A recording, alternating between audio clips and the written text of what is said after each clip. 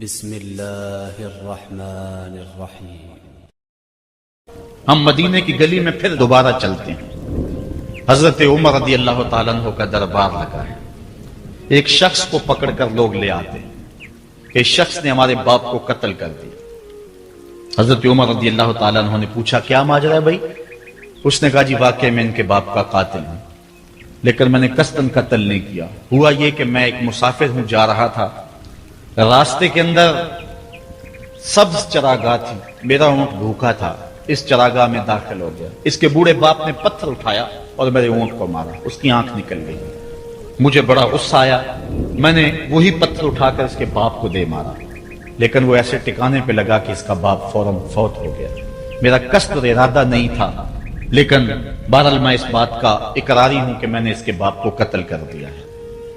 آپ جو حکم سنائیں میں اس کو قبول کروں گا، لیکن میں ایک مہلت مانگتا ہوں کہ میرے دوست، میرے بھائی کی کوئی رقم میرے ذمے ہے، میرے پاس اس نے امانت رکھی ہوئی ہے اور وہ مجھے پتا ہے کہ میں نے کہاں چھپا کے رکھی ہوئی ہے۔ اگر آپ فیصلہ کر دیتے اور میری گردن کاٹ دی جاتی ہے تو وہ امانت جو میں نے رکھی ہوئی ہے سنبھال کر کے، میرے علاوہ کوئی جانتا بھی نہیں ہے، تو وہ اس تک کون پہنچائے گا؟ اگر آپ مجھے 3 دن کی مہلت دے دیں تو میں جا کر کے اس کی امانت اس کو واپس کر کے پھر واپس آؤں گا، پھر یہ پھندا پھانسی کا میں اپنے گلے میں ڈلوانے کے لیے تیار ہوں۔ حضرت عمر رضی اللہ تعالیٰ عنہ نے فرمایا کہ کوئی شخص تیری ضمانت دے دے تو ہم تجھے چھٹی دینے کے لیے تیار ہیں۔ اس نے دائیں بائیں دیکھا، پورے مدینے میں اس کا کوئی شناسہ ہی نہیں تھا، واقف ہی نہیں تھا، ایک اجنبی شخص تھا۔ حضرت ابو ذر غفاری کھڑے ہو گئے، کہا حضرت عمر میں اس کی ضمانت دیتا ہوں۔ ضمانت دے دی گئی، وہ چلا گیا۔ تیسرے دن وعدے کا جو وقت تھا، لوگ جمع ہو گئے، دربار لگ گئے، ابھی تک آنے والا نہیں آیا۔ لوگوں نے کہا ابو ذر تو نے غلطی کی ہے، ایک اجنبی کی ضمانت دی اور ابھی تک وہ نہیں آیا۔ اور میاں صاحب فرماتے ہیں ایک بار جو پھائیں اڑ جاندے اور پھر کدی نہ پھنس دینے۔ ظاہر ہے وہ چلا گیا، واپس تو نہیں پلٹ کے آئے گا، اسے پتا ہے کہ آگے سیدھی سیدھی میری موت ہے، تو تم نے یہ کیا غلطی کی؟ خیر آپ نے فرمایا کہ اگر وہ نہ آیا تو یہ پھانسی کا پھندا میرے گلے میں ڈال لینا، لیکن بہرحال میں نے اس کی ضمانت دی۔ کچھ عرصہ بیتا کہ دور سے گرد و غبار اڑتا ہوا دکھائی دیا۔ جب صورت واضح ہوئی تو وہی شخص تھا۔ حضرت عمر فاروق رضی اللہ تعالیٰ عنہ کے دربار میں کھڑا ہو کہنے لگا حضرت کسی وجہ سے تاخیر سے پہنچا ہوں، معذرت چاہتا ہوں، اب جو حکم ہے پورا کیجیے۔ حضرت عمر رضی اللہ تعالیٰ عنہ اس کے پھانسی کے احکامات جاری کر چکے تھے۔ آپ نے فرمایا کہ ابو ذر یہ بتا کہ تو نے اس کی ضمانت کیسے دی جب تو اسے جانتا نہیں تھا؟ تو سنو حضرت ابو ذر غفاری نے کیا کہا۔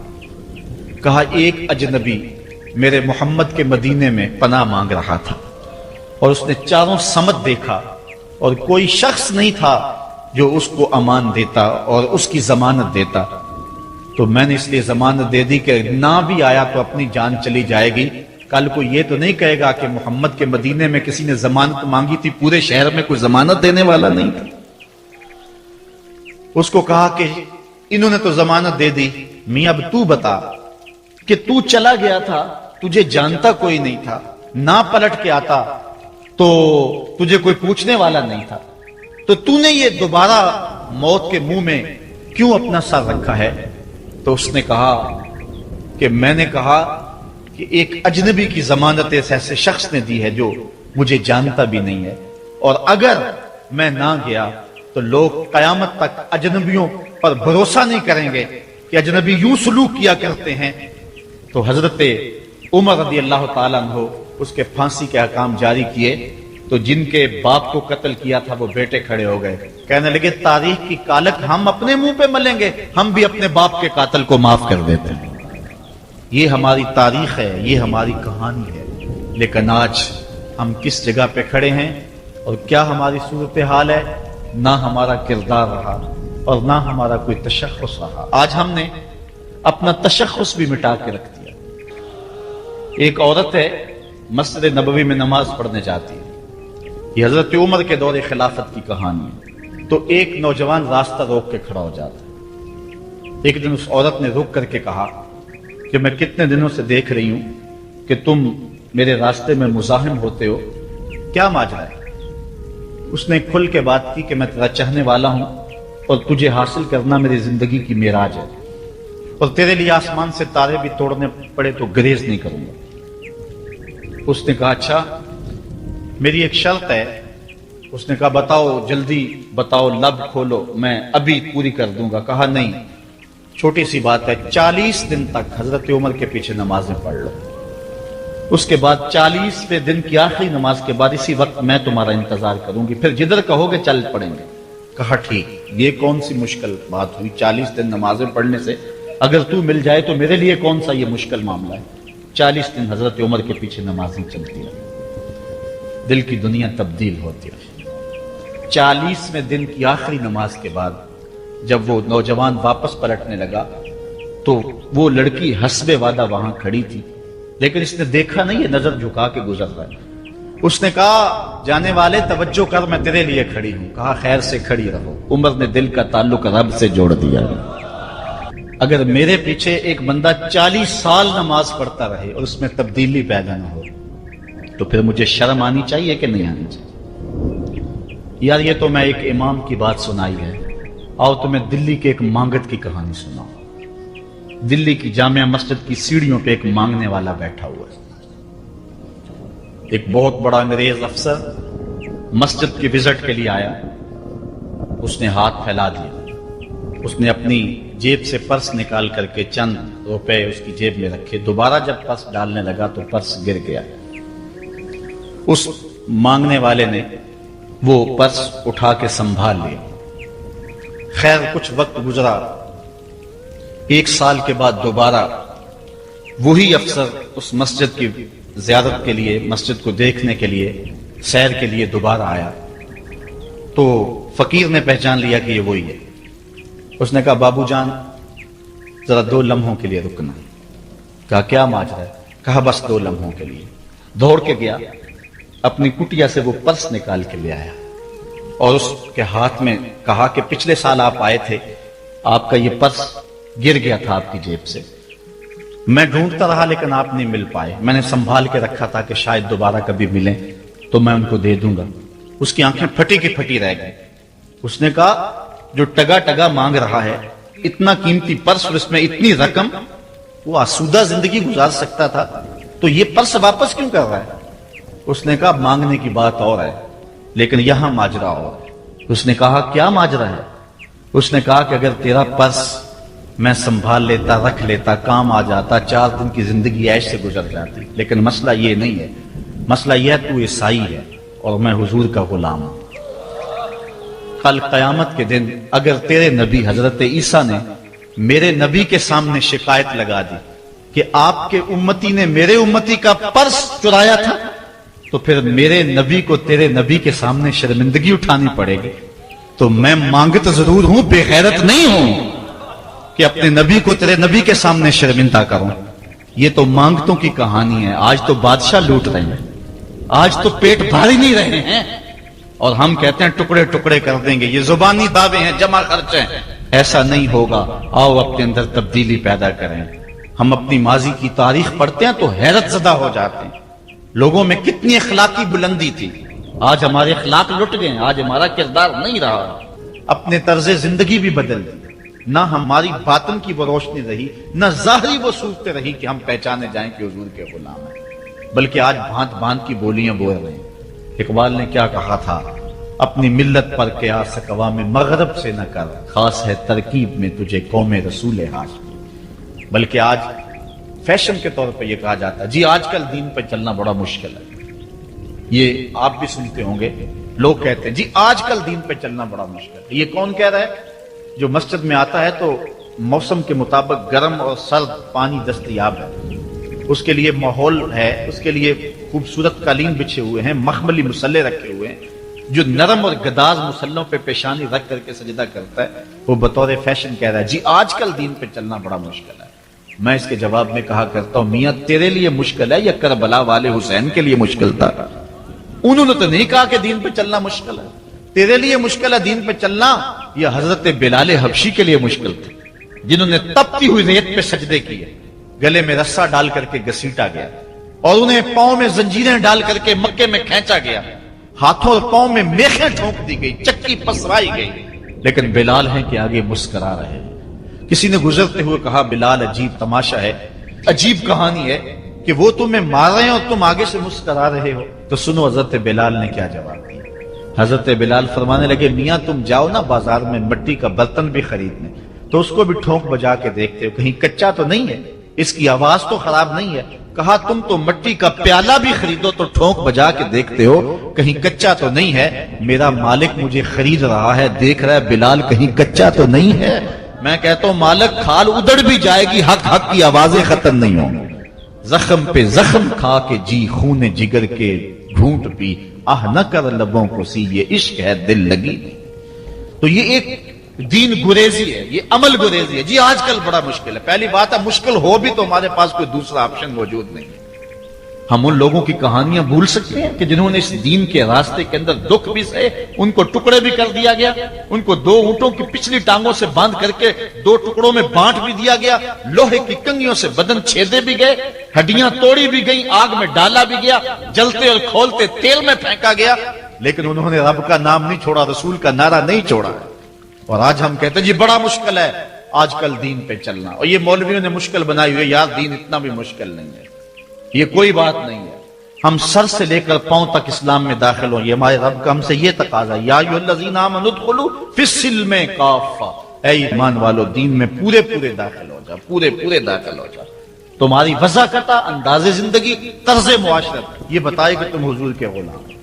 جو غیروں کے طرز زندگی کو اپنا رہا ہے اور ان کو جو ہے وہ پسند کر رہا ہے، وہ سوچے اپنے اندر اترے اور مت کسی کے دھوکے میں رہے۔ میں کہتا ہوں آج اگر کوئی یہ میٹرک پڑھے لڑکے بھی یہ سکول کھول لیتے ہیں گلی میں محلے میں، 200 بچے لے کر کے بیٹھ جاتے ہیں اور ان کو بھی ایک باقاعدہ یونیفارم دیتے ہیں، اس طرح کی ٹائی ہوگی، اس طرح کی شرٹ ہوگی، اس طرح کے بوٹ ہوں گے، گرمیوں میں اس طرح کا لباس ہوگا، سردیوں میں اس طرح کا لباس ہوگا۔ کبھی کسی نے نہیں کہا کہ یہ کیا قدغن لگاتے ہو؟ جس طرح کا بچہ لباس پہننا چاہے اس کو آزادی ہونی چاہیے، یہ کیا تم نے ایک خاص لباس متعین کر دیے؟ کہتے ہیں جی ان کا نظام ہے نا، ایک سکول ہے اور یونیفارم ہے اس کا، یار ایک پرائمری سکول کا بھی یونیفارم ہوتا ہے، تو کیا محمد عربی کے دین کا کوئی یونیفارم نہیں ہے؟ حضور علیہ الصلوۃ والسلام کی زندگی، حضور علیہ الصلوۃ والسلام کے شب و روز اور حضور علیہ الصلوۃ والسلام کا انداز معاشرت، حضور کی وضاحت، حضور کا لباس، یہ اپناؤ اور یہی زندگی کا حسن ہے۔ اسلام کے حوالے سے معذرت خواہانہ رویہ ترک کر دینا چاہیے ہمیں۔ اور آج ہمارے جو ہے وہ محراب و منبر کے جو وارثین ہیں انہوں نے بھی مسالت کر لی ہوئی ہے، جو کوئی بات نہیں ہے۔ اسلام صرف زبان سے اسلام کہہ دینے کا نام نہیں ہے، چمی گوہم مسلمانم بلرزم کہ دانم مشکلات لا الہ۔ جب میں کہتا ہوں میں مسلمان ہوں تو کانپ جاتا ہوں، اس لیے کہ لا الہ الا اللہ کے تقاضوں کو سمجھتا ہوں۔ جب بیعت عقبہ ثانیہ ہوئی ہے تو حضرت اسد بن زرارہ کھڑے ہو گئے، جب صحابہ حضور سے بیعت کرنے لگے اور 70 تعداد تھی ان کی، تو حضرت اسد بن زرارہ خزرجی کھڑے ہو گئے اور ان کو کہا کہ اے انصار، ان سے بیعت کرنے سے قبل سوچ لو، یوں ہی بے توجہی میں ہاتھ نہ بڑھا دینا، بے خبری میں یوں ہی ایسے ہی ہاتھ نہ بڑھا دینا، پہلے سوچ لو۔ بیعت کرنے کا مقصد یہ ہے تمہیں جو ہے وہ وقت کے جبر کے ساتھ پورے عرب کے ساتھ ٹکر لینا ہوگا، جو بھی کفر کے نظام کا حصہ ہے تم اس کے ساتھ ٹکراؤ کرنا ہوگا، اور حتیٰ کہ تمہاری کھال بھی ادھیڑ دی جائے گی، سخت تلواروں سے تمہارے کلیجے چبائے جائیں گے، اگر تم اس کے لیے تیار ہو تو پھر آؤ بیعت کرو۔ یہ نہیں ہے کہ بس تم کہہ لو کہ ہم مسلمان اور بس کافی ہے، نہیں، چمی گوئے مسلمانم بلرزم کہ دانم مشکلات لا الہ۔ آج ہمیں اس سمت بھی آنے کی ضرورت ہے، اس انداز سے دیکھنے کی ضرورت ہے کہ ہم سر سے لے کر پاؤں تک اسلام کے سانچے میں آئے۔ ہمارے اصلاح کے حوالے سے ایک اہم پوائنٹ جس پر میں آپ کی توجہ دلانا چاہتا ہوں وہ یہ ہے کہ فرائض و واجبات کو ترجیحی بنیادوں پہ رکھیں۔ آج بطور مسلم ہمارا جو رویہ ہو چکا ہے، ہم مستحبات اور مباحات کے پیچھے پڑے ہوئے ہیں، اور اس کے مقابلے میں جو سنن، فرائض اور واجبات ہیں ان کی پرواہ چھوڑ چکے ہوئے ہیں۔ دین میں کتنے امور ہیں جو صرف مباح کی حد تک ہیں، کر لو تو ٹھیک، نہ کرو تو پھر بھی ٹھیک، اور کتنے امور ایسے ہیں کہ جو صرف استحباب کے زمرے میں آتے ہیں، لیکن ہم کتنی چیزوں کو اس انداز سے گلے لگائے ہوئے ہیں کہ جس طرح فرض ہو، اور اسلام کے اہم فرائض اور اسلام کی اہم واجبات ان کو ہم ترک کیے ہوئے۔ ساری رات ہم محفل میں جاگ لیں گے، فجر کی نماز نہیں پڑھیں گے تو کیا فائدہ ہو؟ ہم حضور علیہ الصلوۃ والسلام کے میلاد پہ جھنڈیاں بھی لگا لیں گے، سب کچھ کر لیں گے، لیکن حضور علیہ الصلوۃ والسلام کی سنت سیرت کو ترک کر دیں گے، تو بتاؤ کہ اس سے کیا حضور کی رضا میں حاصل ہو جائے گی؟ ہاں، اگر فرائض کی ادائیگی کے بعد ان کاموں کو کرو تو یہ تمہارے لیے بہتری کا سامان ہے۔ آؤ اس پر ایک دو روایات آپ کے سامنے رکھوں۔ ایک طرف حضور علیہ الصلوۃ والسلام سے محض محبت کا دعویٰ ہے، اور ایک حضور علیہ الصلوۃ والسلام کے دیے ہوئے دین کو اور حضور علیہ الصلوۃ والسلام کے پیغام کو اپنانا ہے، بلکہ ایک طرف اپنی طرف سے اظہار محبت ہو اور وہ سچا ہی ہو، اور دوسری طرف حضور کا حکم ہو تو حکم ترجیح پا جائے گا۔ حضرت عبداللہ ابن رواحہ رضی اللہ تعالی عنہ یہ حضور علیہ الصلوۃ والسلام کے درباری شاعر ہیں۔ ویسے تو 34 سے 35 لوگ حضور علیہ الصلوۃ والسلام کی باقاعدہ نعت خوانی کرتے تھے، ویسے تو ہر صحابہ حضور کا نعت خواں تھا، لیکن یہ باقاعدہ حضور کی ثنا کیا کرتے تھے۔ لیکن 3 اصحاب جو ہیں یہ خاص طور پہ حضور علیہ الصلوۃ والسلام کے درباری نعت خواں کہلاتے ہیں، حضرت کعب بن زہیر، حضرت حسان بن ثابت اور حضرت عبداللہ ابن رواحہ رضی اللہ تعالی عنہ۔ حضرت عبداللہ ابن رواحہ کو حضور نے حکم دیا کہ صبح فجر کی نماز کے بعد ہی تم لوگوں کو لے کر کے فلاں جنگ کے لیے نکل جانا۔ اب یہ بات سمجھ میں یہاں آ رہی ہے کہ حضور علیہ الصلوۃ والسلام کے نعت خواں صرف نعت خواں ہی نہیں تھے، وہ مجاہد بھی تھے، وہ تلوار بھی اٹھاتے تھے، وہ جنگیں بھی کیا کرتے تھے۔ اور حضرت عبداللہ ابن رواحہ جن کا یہ میں تذکرہ کر رہا ہوں، یہ جنگ موتا کے اندر ان کی شہادت ہوئی ہے۔ یعنی یہ نہیں ہے کہ صرف زبانی دعویٰ اور جو ہے وہ عمل نہیں ہے، حضور علیہ الصلوۃ والسلام کی حرمت پہ حملہ ہو اور میدان کے اندر کوئی شخص نہ آئے اور اسٹیج کے اوپر جتنے مرضی دعوے کرتا رہے، اس کے دعوے قبول نہیں ہوں گے۔ تو اب حضرت عبداللہ ابن رواحہ رضی اللہ تعالیٰ عنہ کا عمل دیکھیے، نعت خواں بھی ہیں اور مجاہد بھی ہیں دین کے۔ حضور نے فرمایا عبداللہ ابن رواحہ ان لوگوں کو لے کر صبح چلے جانا۔ حضرت عبداللہ ابن رواحہ کے پاس تیز رفتار گھوڑا تھا، آپ نے سب لوگوں کو صبح رخصت کر دیا، لیکن خود رک گئے، اس لیے کہ دن تھا جمعے کا۔ سوچا کہ دوبارہ پتہ نہیں حضور سے ملاقات ہو نہ ہو، جنگ پہ جا رہے ہیں، حالات کیا ہوں، اس لیے میں بعد میں تیز رفتار گھوڑے سے ان لوگوں کے ساتھ مل جاؤں گا، رک جاتا ہوں تھوڑی دیر، حضور کے پیچھے جمعہ المبارک کی نماز ادا کر لیتا ہوں، یہ اعزاز بھی مل جائے اور وہ حکم تھا وہ بھی پورا ہو جائے۔ تو حضرت عبداللہ ابن رواحہ رضی اللہ تعالی عنہ نے نماز جمعہ ادا کی۔ حضور علیہ الصلوۃ والسلام نے فرمایا، اے عبداللہ بن رواحہ، میں نے تو تمہیں حکم دیا تھا کہ صبح تم چلے جانا، لیکن تم یہاں موجود ہو۔ عرض کی حضور، میں نے یہ عزم کیا ہے کہ میں ان کے ساتھ شامل ہو جاؤں گا، لیکن رکا اس لیے ہوں تاکہ آپ کے ساتھ جمعہ المبارک پڑھنے کی سعادت حاصل کر لوں۔ اب یہ سعادت چھوٹی نہیں تھی، حضور علیہ الصلوۃ والسلام کی اقتداء میں نماز، اور وہ بھی نماز جمعہ، کتنی بڑی سعادت ہے۔ لیکن حضور نے کیا فرمایا سنیے، اور اس مختصر سی بات سے بہت کچھ سمجھیے۔ حضور نے فرمایا، لو انفقت ما فی الارض جمیعا ما ادرکت فضل غدوتہم، اے ابن رواحہ، اگر تو ساتھ اس کے ضمن میں اگر جو ہے وہ محبت کے مظاہر بھی سامنے آ جائیں تو اس میں کوئی قباحت نہیں ہے۔ اور اس پر روایت حضرت عبداللہ بن قراد رضی اللہ تعالی عنہ سے، اور یہ صحیح بخاری میں موجود ہے، کہ آقا کریم علیہ السلام نے وضو فرمایا، اور وضو کا پانی زمین پر صحابہ گرنے نہیں دیتے، اپنے منہ پہ اور اپنے چہروں پہ مل لیتے ہیں۔ تو آقا کریم علیہ السلام نے فرمایا، ما یحملکم علی ھذا، صحابہ تمہیں اس بات پر کس شے نے ابھارا ہے؟ میرے وضو کے پانی کو جو تم زمین پر نہیں گرنے دیتے، تو اس کا سبب کیا ہے؟ تو حضرت عبد الرحمن بن قراد کہتے ہیں کہ صحابہ نے کہا، قالوا حب اللہ ورسولہ، اللہ اور اس کے رسول کے پیار نے ہمیں اس بات پہ ابھارا ہے۔ تو حضور علیہ الصلوۃ والسلام نے جو ارشاد فرمایا، اس عمل سے نفی نہیں کی، لیکن ساتھ حضور نے فرمایا، جو چاہتا ہے اللہ اور اس کا رسول اس سے پیار کرے اور وہ اللہ اور اس کے رسول سے پیار کرے، اسے 3 چیزوں کا خیال رکھنا چاہیے۔ ایک، جب بھی بولے سچ بولے، اور جب بھی اس کے پاس کوئی امانت رکھے تو امانت کو ادا کرے، اور اپنے ہمسایوں کے ساتھ حسن سلوک کرے۔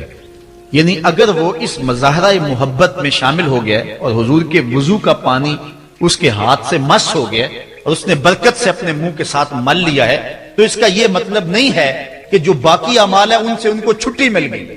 یہ مفہوم ہے اس حدیث کا۔ اگر کوئی بندہ محفل میلاد منعقد کر لیتا ہے، دیگر امور مستحبات کی ادا کرتا ہے، تو اس کا یہ مطلب نہیں ہے کہ اب نماز نہ پڑھے، اس کو کوئی پرواہ نہیں ہے، وہ بخشا گیا ہے۔ جس طرح کہ آج کل ہمارے ثنا خان جو ہے تاثر دیتے ہیں کہ جو محفل میلاد میں آ گیا وہ بخشا گیا۔ اللہ تعالیٰ چاہے اس کے لیے کوئی مشکل نہیں ہے، لیکن جو دین ہے اس دین کو ہلکا کرنے والی بات ہے۔ بلکہ آج کل تو ممبر و محراب پر جنت اور دوزخ کا مذاق اڑایا جا رہا ہے۔ ایک بندہ کہہ رہا ہے کہ ہوئے تو کیڑی جنت دا کرنا ہے تذکرہ۔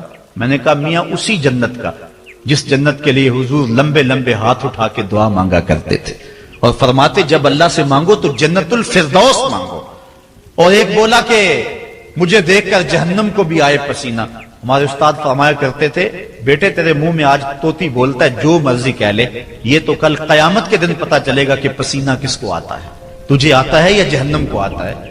ایک بولا کہ قبر دا خوف دے دے کے لوکی مینو ڈرانے نے۔ لوگ کون ہے ڈرانے والے؟ تبشیر اور تنذیر یہ نبی کا منصب ہے، نبی کی شان ہے، مبشر اور نذیر یہ نبی کی شانیں۔ حضور نے ڈرایا بھی ہے، حضور نے بشارت بھی دی ہے، لیکن اس بات کا منبر پہ بیٹھ کر کے تمسخر اڑایا جا رہا ہے اور لوگوں کو بے عملی کی طرف لے جایا جا رہا ہے۔ اس لیے آپ اس بات پہ غور کریں، اس بات پہ توجہ کریں۔ دولت، شہرت، عزت، آبرو کیا اس دنیا کی سب سے بڑی دولت ہے؟ جو مل جائے تو اس پر بہت زیادہ شکر کرنا چاہیے۔ تو آئیے قرآن کھولیے، سورہ المومنون ہے، ارشاد فرمایا قد افلح المؤمنون، فلاح انہوں نے پائی جنہیں ایمان نصیب ہوا۔ تو اس کائنات میں سب سے بڑی نعمت جو حضرت انسان کو دی گئی ہے وہ دولت ایمان ہے۔ قیامت کے دن سب سے بڑی نعمت جو مومنین کو دی جائے گی وہ دیدار الہی ہوگا۔ تو جو آخرت میں دیدار الہی سے محروم ہو گیا اور دنیا میں ایمان سے محروم ہو گیا وہ حقیقی محروم ہے۔ ایک شخص چرخ میں اڑتا ہے، ہواؤں میں جھومتا ہے، جھولتا ہے، ہر دولت اس کو میسر ہے، عزت شہرت اس کی باندھی ہے، وقار تکریم اسے حاصل ہے، دنیا جانتی ہے، زمانہ سلوٹ کرتا ہے، جو چاہتا ہے وہ ہو جاتا ہے، ہر عیش و عشرت میسر ہے، لیکن اس کے سینے میں ایمان کا چراغاں نہیں، کوڈی مول نہیں ہے اس کا۔ اور ایک شخص جھونپڑے میں رہتا ہے، کھانے کے لیے کبھی مل جاتا ہے کبھی نہیں بھی ملتا، دنیا اسے پہچانتی بھی نہیں ہے، وہ معروف شخص بھی نہیں ہے، لیکن اس کے سینے میں ایمان کا چراغاں ہے، وہ خوش نصیب شخص ہے۔ میرے حضور کا ایک فرمان سنیے، حضور نے فرمایا میرے دوستوں میں سے قابل رشک دوست وہ ہے۔ حضور نے فرمایا میرے دوستوں میں سے، جس کو حضور دوست کہیں اس کی تو پھر قسمت پہ ناز کرنا چاہیے۔ کہا میرے دوستوں میں سے جو قابل رشک دوست ہے وہ ہے جس کا سامان دنیا تھوڑا ہے، نمازیں زیادہ ہیں۔ جب وہ چلتا ہے تو اس کی طرف اشارہ بھی نہیں ہوتا، یہ فلاں صاحب جا رہے ہیں، کوئی ایسا معروف شخص نہیں، کوئی بہت عہدہ ساتھ نہیں لگا ہوا کہ جب چلے تو لوگ کہیں یہ فلاں جا رہے ہیں۔ اللہ اکبر۔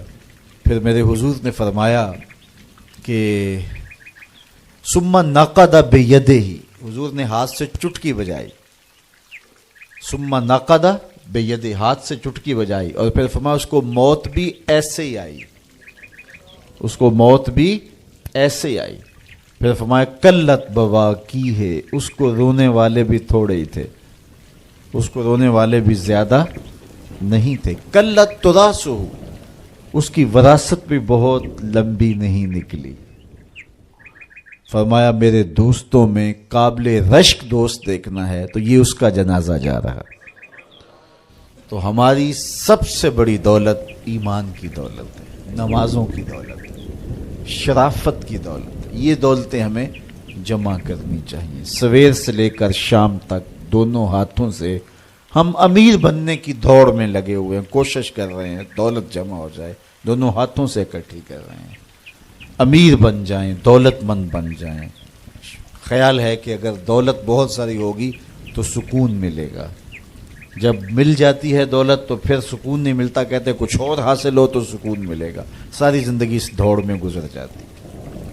جس طرح دنیا کی دولت جمع کرنے کے لیے دوڑ لگاتے ہو، شرافتیں جمع کرنے کے لیے دوڑ لگاؤ، نجابتیں حاصل کرنے کے لیے دوڑ لگاؤ، سجدوں کی کثرت حاصل کرنے کے لیے دوڑ لگاؤ، صالح اعمال جمع کرنے کے لیے دوڑ لگاؤ۔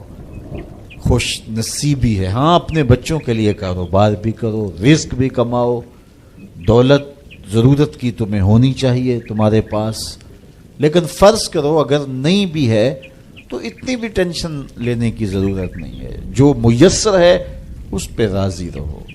نہیں 4 کنال کا بنگلہ تو 1 کنال کا گھر جو ہے وہ بھی سکون دیتا ہے، کنال کا گھر بھی نہیں ہے تو 5 مرلے کا کٹیا بھی تو چھت تو اپنی ہے نا، سکون دیتا ہے۔ چلو ایسا بھی نہیں ہے تو 1.5-2 مرلے میں بھی رہتے ہو تو وہاں بھی تو قرار ہے۔ اور سنو حضور کا ایک فرمان، سیدنا علی المرتضیٰ سے مروی ہے، میرے حضور نے فرمایا جو اللہ کے دیے گئے تھوڑے رزق پہ راضی ہو گیا، اللہ قیامت کے دن اس کے تھوڑے عملوں پہ راضی ہو جائے گا کہ میرے بندے تو بندہ ہو کے راضی ہے، میں تو پھر رب ہوں۔ تو یہ کتنا اچھا سودا ہے، اس پہ راضی ہو جانا۔ دکھوں کو ختم ہی یہی چیز کرتی ہے۔ بندہ رب پہ راضی ہونا سیکھ لے تو جہاں بندہ ہوگا وہیں خوش ہوگا، اور راضی ہونا نہیں سیکھے گا تو کھرب پتی بھی ہوگا، نفس کی کمینگی ختم نہیں ہوگی۔ تو پھر اس پہ راضی رہنے کا فن سیکھنا چاہیے۔ اور یہ فن ملتا کہاں سے ہے؟ یہ فقیروں کی چوکھٹ سے ملتا ہے، اللہ والوں کی صحبت سے ملتا ہے، ان کی اپنی زندگی توکل کا نمونہ ہوتی ہے، تو ان کے پاس بیٹھ کر کے بہت کچھ سیکھنے کو ملتا ہے کہ یہ بھی تو زندگی گزار رہے ہیں۔ حضور کی سیرت پڑھیں، آپ کو یہ سب کچھ ملے گا۔ اللہ نے اپنے محبوب کو اختیار دیا، محبوب اگر چاہو تو یہ بطحا مکہ سونے اور چاندی کا بنا دیں۔ تو حضور کیا کہتے ہیں؟ ایک دن کھانا دینا، ایک دن فاقہ دینا۔ جس دن کھانا ملے گا تیرا شکر کروں گا، جس دن فاقہ ملے گا صبر کروں گا۔ تو اللہ کے حضور عجز، اللہ کے حضور رضا، یہ بہت بڑی دولت ہے۔ اگر نصیب ہو گئی تو سمجھو زندگی سوکھی ہو گئی، ورنہ ساری زندگی دھوڑی ختم نہیں ہوتی ہے، بھاگم بھاگ لگی رہتی ہے، اور ہر وقت جو ہے وہ مشکل جان نہیں چھوڑتی۔ لیکن جو اس پہ راضی رہنے کا فن سیکھ جاتا ہے تو وہی باکمال شخص ہوتا ہے، اور اسے ہی طمانیت کی زندگی ملتی ہے، اور اسے ہی قرار کا سودا نصیب ہوتا ہے۔ شاہ جہاں راوی کے کنارے ٹہل رہا تھا تو اس نے دیکھا کہ وہاں ایک فقیر ریت پہ سویا ہے، تو اس نے اس کو کہا کہ بابا زندگی کیسی گزر رہی ہے؟ اس نے دیکھا اور مسکراتے ہوئے کہا کچھ تو تیرے جیسی گزر رہی ہے، کچھ تیرے سے بہتر بھی گزر رہی ہے۔ تو بادشاہ کو بڑی حیرت ہوئی، اس نے سمجھا یہ مجھے پہچانا نہیں۔ فقیر کو کیا پتا شہنشاہ کیا ہوتے ہیں۔ اس نے کہا تم مجھے پہچانا نہیں؟ کہا تم شاہ جہاں ہو نا، بر صغیر کے بادشاہ ہی ہو نا؟ کہا ہاں ہاں۔ تو پھر تم نے کیسے کہہ دیا کہ کچھ تیرے جیسی کچھ تیرے سے بہتر؟ میرے جیسی زندگی کا تصور نہیں ہو سکتا، اور تم بہتر کی بات کر رہے ہو۔ محلات کی زندگی دیکھی ہے تم نے؟ شاہی خدمت گزاروں کے رنگ دیکھے ہیں؟ آبنوسی جو ہے وہ پنکھیوں پر خادماؤں کے انداز دیکھے ہیں؟ تمہیں کیا پتا کہ شاہی زندگی کیسے ہوتی ہے؟ کہا بادشاہ جب رات پڑتی ہے اور تو مخملی اور خوبصورت بستروں پہ سوتا ہے، پھولوں کی لگی ہوئی سیج پہ لیٹتا ہے، میں اس ریت پہ سو جاتا ہوں، اور جب نیند آ جاتی ہے تمہیں بھی خبر نہیں ہوتی کہاں پڑا ہوں، خبر مجھے بھی نہیں ہوتی۔ اس وقت میری اور تمہاری زندگی ایک جیسی گزر رہی ہوتی ہے۔ تو کہا میرے سے بہتر؟ کہا جب سحری کا وقت ہوتا ہے تم سو رہے ہوتے ہو، میں اٹھ کے اس سے لو لگا دیتا ہوں، یہ میرا وقت تیرے سے بہتر گزر رہا ہوتا ہے۔ تو جب انسان اس پہ راضی ہو جائے تو پھر اس کو زندگی گزارنے کا مزہ آتا ہے۔ بات لمبی نہ ہو تو سب سے قیمتی اثاثہ جو ہمیں دیا گیا ہے وہ ایمان ہے۔ اللہ تعالیٰ کا شکر ہے ہم بڑے غریب ہوں گے، ہم میں سے بہت سارے لوگ مقروض بھی ہوں گے، بہت سارے لوگ ایسے ہوں گے جن کا ذاتی گھر نہیں ہوگا، کرائے پہ رہتے ہوں گے، بہت سارے لوگوں کے کندھوں پر بیٹیوں کی شادیوں کا بوجھ بھی پڑا ہوگا کہ اتنی بڑی ذمہ داریاں ہیں، میں نے ان کو نبھانا ہے، بہت سارے لوگ کاروباری پیچیدگیوں میں پھنسے ہوں گے، بہت سارے لوگ بیماریوں میں مبتلا ہوں گے، آپ میں سے بہت سارے لوگ مقدمات کی مشکلات میں بھی ہوں گے، دیگر دکھوں میں ہوں گے، اپنوں بیگانوں کی بے وفائیوں کے صدمے بھی ہوں گے، داغ بھی ہوں گے، بہت کچھ ہوگا، لیکن یہ ساری پریشانیاں ایک طرف، اس بات کا شکر ادا کیجئے اللہ نے ہمیں ایمان کا نور عطا فرمایا. ہمارے سینے ایمان کے نور سے خالی نہیں ہیں. میرے والد گرامی اللہ ان کی قبر پہ کروڑوں رحمتوں کا نزول کرے. ایک شعر جھوم کے پڑھا کرتے تھے، محمد جان جانا ہے، پیغمبر ہو تو ایسا ہو، رسولوں کی بشارت سے مبشر ہو تو ایسا ہو، امر توقیر کا سب کو موقر ہو تو ایسا ہو، کیا ہم کو غلام ان کا مقدر ہو تو ایسا ہو. تو یہ ہمارے بخت کہ ہمیں حضور کا غلام ہونے کی سعادت بخشی گئی. قد افلح المؤمنون، فلا انہوں نے پائی جو اہل ایمان ہیں. الذین هم فی صلاتہم خاشعون، یہ وہ خوش نصیب لوگ ہیں جو نماز میں خشوع کرتے ہیں، گڑ گڑاتے ہیں، اللہ کے حضور عاجزی کرتے ہیں، ان کی آنکھیں آنسوؤں کا خراج دیتی، عجز کرتے ہیں اس کے حضور. یہ سعادت مندی ہے، نماز میں خشوع نصیب ہو جانا. میرے حضور نے ارشاد فرمایا، جب حضرت جبریل حضور کے پاس آئے اور حضور کی خدمت میں ادب سے بیٹھ گئے تو انہوں نے کچھ سوال پوچھے. تو ان سوالوں میں سے ایک سوال یہ تھا کہ حضور مجھے احسان کے بارے میں خبر دیجیے. تو آقا کریم نے ارشاد فرمایا کہ تو اپنے رب کی عبادت اس طرح کرے کہ تو اسے دیکھتا ہے، اور اگر یہ کیفیت پیدا نہیں ہوتی تو کم از کم یہ کیفیت پیدا ہو کہ وہ تمہیں دیکھ رہا ہے. تو جب یہ تصور ہوتا ہے کہ وہ ہمیں دیکھ رہا ہے تو پھر حرکات و سکانات مرتب ہو جاتی ہیں. ہم جاتے ہیں نا کسی جگہ پہ تو وہ کہتے ہیں جناب آپ لائیو جا رہے ہیں، تو پھر کپڑے سوار کے بیٹھ جاتے ہیں، اعضاء کا جو ہے وہ نظم قائم رکھتے ہیں کہ اتنے لوگ دیکھ رہے ہیں تو ہم اپنی حرکات و سکانات کو مرتب رکھیں، منظم رکھیں. تو جب لوگ دیکھ رہے ہیں تو حرکتیں منظم ہونی چاہیے. تو جب رب دیکھ رہا ہو تو پھر دل کی دھڑکن بھی بے ترتیب نہ ہونے پائے.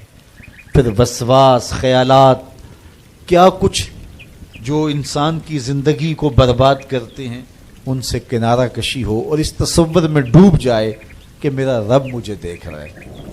یار کسی کی ماں اس کو پیار سے دیکھ رہی ہو تو پھر وہ نشہ نہیں اترتا.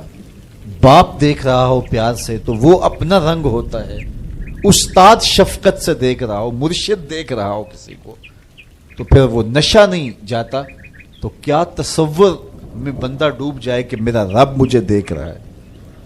تو جب رب شفقت سے، محبت سے بندے کو دیکھ رہا ہے تو پھر اس کی نماز میں کیوں لذت پیدا نہیں ہوگی، کیوں سرور پیدا نہیں ہوگا، کیوں کیفیات کا جہاں آباد نہیں ہوگا. تو فرمایا کہ وہ پھر خشوع کرتے ہیں، گڑ گڑاتے ہیں، روتے ہیں، عجز و انکساری کرتے ہیں. ان کی نمازیں پھر کس انہماک کے ساتھ، کس محبت کے ساتھ، کس پیار کے ساتھ ادا ہوتی ہیں، ان کے سجدوں کی کیفیت کیا ہوتی ہے. ایک روایت میں آتا ہے بندے کو پتہ چل جائے سجدے میں جو اس پر رحمتیں اترتی ہیں تو وہ سجدے سے سر ہی نہ اٹھائے، اتنی رحمتیں اس کے اوپر نازل ہو رہی ہوتی. تو وہ اپنی نمازوں میں خشوع کرتے ہیں، للہیت کے ساتھ، خلوص کے ساتھ، عجز و انکساری کے ساتھ، گڑ گڑاتے ہوئے، روتے ہوئے. اللہ اکبر. حضور علیہ الصلوۃ والسلام جب نماز پڑھتے تھے تو ایسے لگتا تھا جس طرح حضور کے سینے میں ہنڈیا پک رہی ہے. اس طرح حضور علیہ الصلوۃ والسلام کا جو سینہ اطہر خوف خدا سے، خشیت الہی سے جو ہے وہ اس طرح حضور کے سینے کی کیفیت تھی. ہنڈیا کے ابلنے کی جس طرح آواز ہوتی ہے. اللہ اکبر. والذین هم عن اللغو موردون. اور ان خوش نصیب لوگوں کی کہانی یہ ہے کہ بیہودہ بات کی طرف التفات نہیں کرتے. ان کی زندگی مقصدیت کے نور سے مالا مال ہوتی ہے.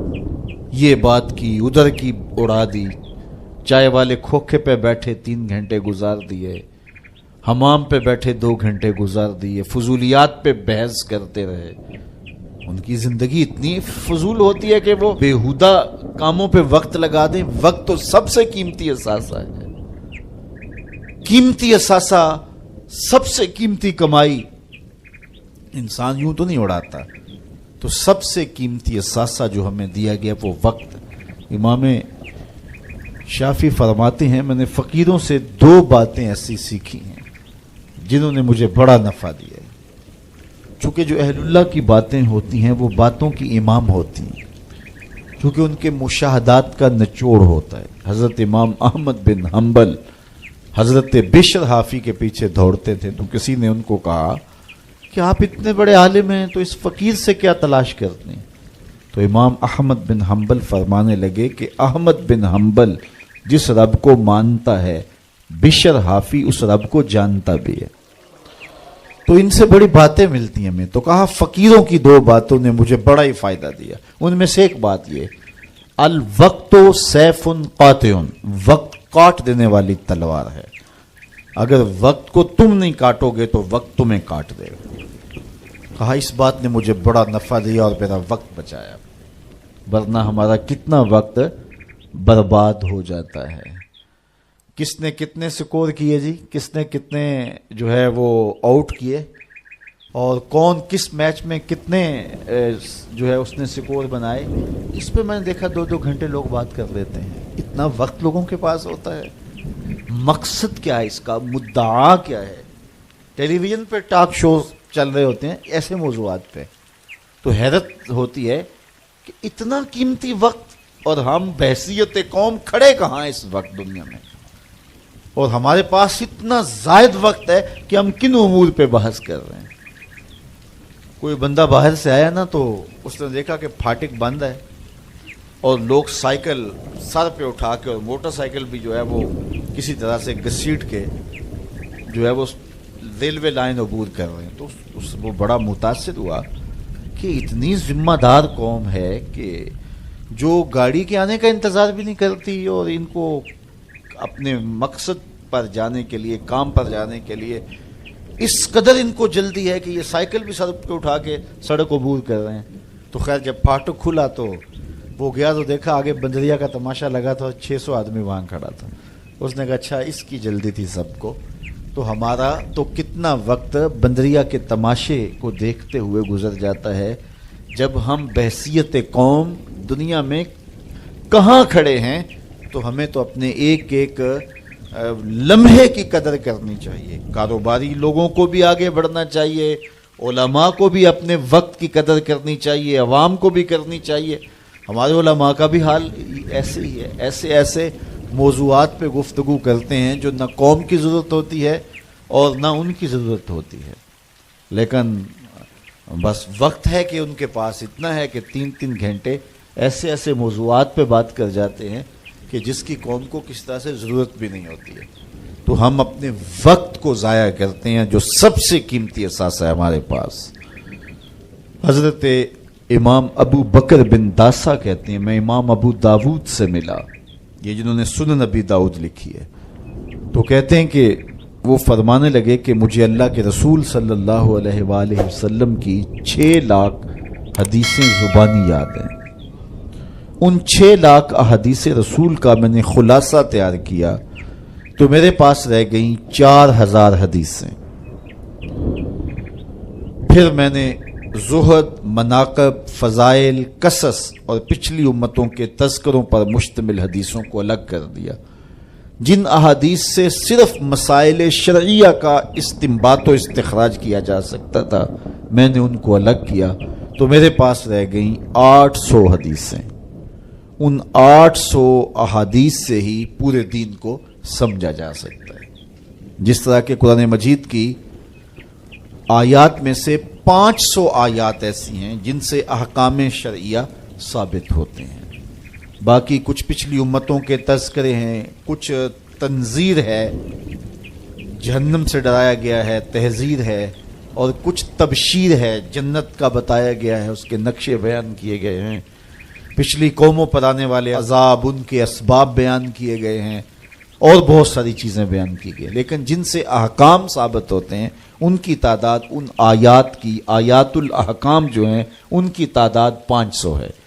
اسی طرح لاکھوں احادیث کا خلاصہ جو تیار کیا تو جن احادیث سے احکام کا ثبوت ہوتا ہے اور مسائل شرعیہ کا استنباط و استخراج کیا جاتا ہے، ان کی تعداد ہے 800۔ تو حضرت امام ابو داؤد کہتے ہیں میں ان 800 احادیث کا ایک اور خلاصہ تیار کیا تو میرے پاس رہ گئیں 4 حدیث سے، اور ان 4 حدیثوں کے بارے وہ فرماتے ہیں اساس الاسلام ہیں، اسلام کی جڑ ہیں، اسلام کی بنیاد ہیں۔ ان میں سے ایک حدیث یہ ہے من حسن اسلام المرء ترکہ ما لا یعنی ہے، کسی شخص کے اسلام کا حسن یہ ہے کہ وہ ہر بے مقصد کام کو چھوڑ دیتا ہے، ترک کر